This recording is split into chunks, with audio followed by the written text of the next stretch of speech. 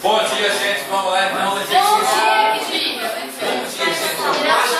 43, exercício 7. Tá? Presta atenção. Olha só, no gráfico seguinte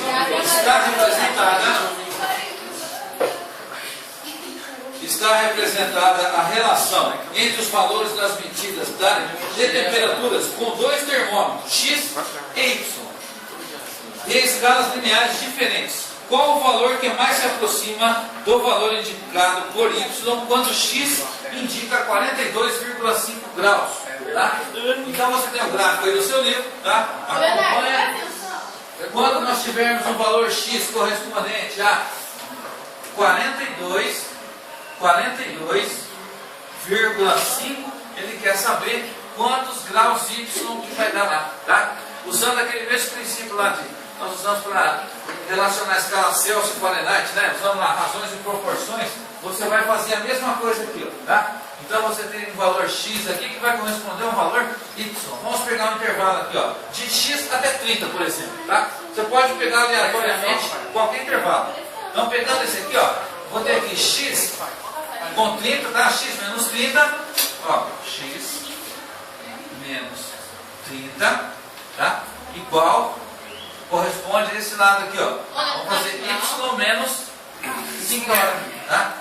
Y menos 50, ok? Aí proporcionalmente aqui, ó, posso pegar um intervalo maior, né? Ações e proporções. 50 menos 30, tá? 50 menos 30. Ó, o que vai corresponder? Deixa a correspondência, tá? Então vou pegar aqui a mesma correspondência, 90 menos 50, tá? 90 menos 50, ok? Bom, o X eu já conheço, já podemos substituir aqui, ó, tá? Quanto vale o X mesmo, gente? 42,5.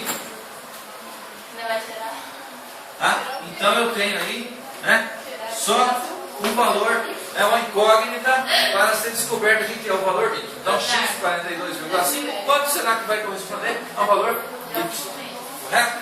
Então resolvendo isso aí, vamos dar uma limpeza aqui, ó, 42,5 menos 30, quanto dá isso aí? 12,5. 50 menos 30, 20. Tá? É igual a Y menos 50 igual dividido por 40 menos 40 50, 40. E agora, o que está fazendo aí? Ó? multiplicar cruzado. Multiplica cruzado. 12,5 vezes 40 dividido por 20. Não, 40 dá para dividir por 20 aqui, quanto que dá? Oi? 2, né? 2. Então 12,5 vezes 2, né? Igual a Y menos 50. Então igual a Y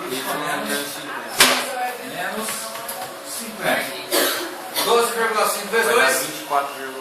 25, né? Nós não podemos mexer nessa igualdade aqui. Então Y menos 50 igual a 24, 25.